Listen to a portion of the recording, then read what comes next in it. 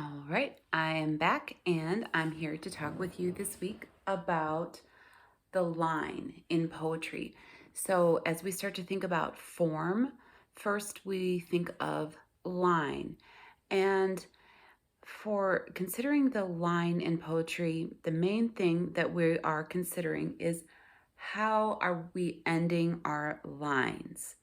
And again, we approach this both as readers and as writers. And so I have a lot to share. This might become two videos, but we'll just get started. So um, there's two ways to end a line. One is a self-enclosed line, which just means that it is at the end of a complete thought. It doesn't necessarily have to be the end of a sentence. Punctuation is optional. You may have the end of the sentence somewhere else, but end stopped or self-enclosed just means that you've completed the phrase. And then the other way to end a line is enjambment or an enjambed line. And so an enjambed line ends in the middle of a thought or a phrase. And so it can feel kind of abrupt or incomplete, and it can also create layers of meaning and just add nuance to your poem in different ways that we'll get into. And so, in jamming a line is a tool that you can use. It's a poetic device, so you can use that with intention. And so, sometimes beginning poets say, you know, I just don't know where I'm supposed to end a line. And as if that there would be one certain way to do it that makes it more poetic. And there's not ever a right or wrong. You just may find that one way is more interesting than another by experimentation. All right. So the end of a line, some of the characteristics of this enjambment are kind of feel paradoxical because so the end of a line is like a break or a pause. And I'll talk about Mary Oliver. She describes that as part of the motion of a poem.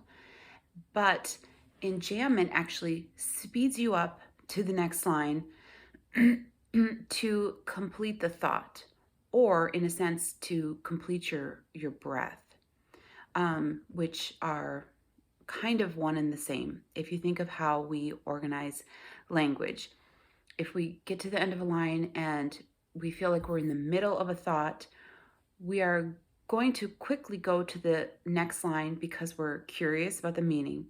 And also, just instinctively, we want to just finish the thought or finish the thought before we would take another breath.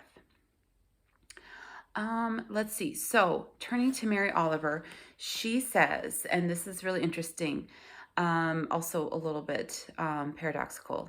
The most important thing is where the line ends. And then the second most important thing is, or I should say, how the line ends. And then the second most important thing is how the line begins.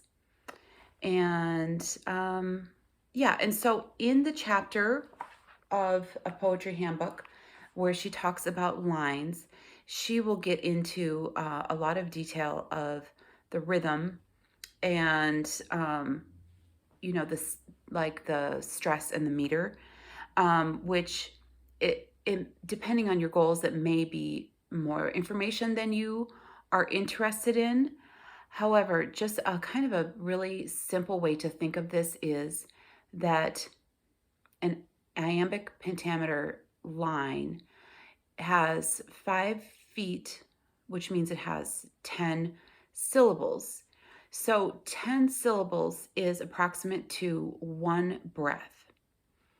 And so if you think of a line, kind of think of that as like the just kind of like a standard line or kind of middle ground for a line. So you can do exercises for yourself from there. Just asking, not worrying about stress so much, just counting syllables. Is your line approximately 10 syllables? And what happens when your line is longer than 10 syllables or shorter than 10 syllables? And so that's just something to try because, of course, as I mentioned, just experimenting with different ways to end your line is how you will feel like you have more mastery over the concept and to be able to use it as a poetic device. So 10 syllables being being approximately a breath. And so that if your line is longer than that, it may require more breath. And if your line is shorter than that, then it may be less than a breath. And again, she will also talk about in great detail about constancy or rhythm and how that's something that our ear enjoys hearing if you like to read um, lines that are constant and rhythmic and, rhyming. And then she'll also talk about what it means to have a variation in line length. And so, again, you can go into as much detail with that as you're interested in. So, as readers and writers, we play with where the line ends. We can take a published poem and play with where it ends by just reading it differently or writing it out differently. And again, I might show some of that in a separate video.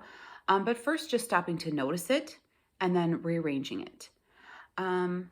Okay, so I was thinking of 5 features of what happens when you change the way a line ends. Sorry about my post-COVID cough. I'm happy to just be alive and feeling better. Okay, so I will put this in the notes for you for this week, but I was just thinking, like, this is one of these shower thoughts of 5 ways that changing the end of your line will change your poem. And so the first is visually, by just looking at your poem on the page, whether it's typed or handwritten, it will look a certain way with the lines a certain length, and it will look different if you have like that variation, or if you were to end stop your lines and perhaps, and jam your lines and perhaps have some variation in lines, line length, then so your poem can visually look different. Sonically is how the poem sounds, both in our head and aloud. And so whether a poem is enjammed or has enjammed lines, or some or all enjammed lines. Of course, if you enjam lines, you don't have to enjam all of them, or all end stop lines. It will sound different. If all of your sentences not only end are end stopped self-enclosed lines, but also like end with a period, for example, that will really sound different than a poem that has enjammed lines. Poems will have a different aesthetic, a different vibe if they have enjammed lines or self-enclosed lines. And then the fourth one, so far we have visually, sonically, aesthetically, and then semantically. Meanings can be altered, particularly double meanings. And one of my favorite examples of this, and you can search for more examples of how an enjammed line can create either a different meaning or perhaps a double meaning or multiple meanings, is American Sonnet for My Past and Future Assassin. This is the opening poem, the opening sonnet. I'll just read these 2 lines. In a second, okay, so the line starts, bridges and windows. In a second, I'll tell you how little writing rescues.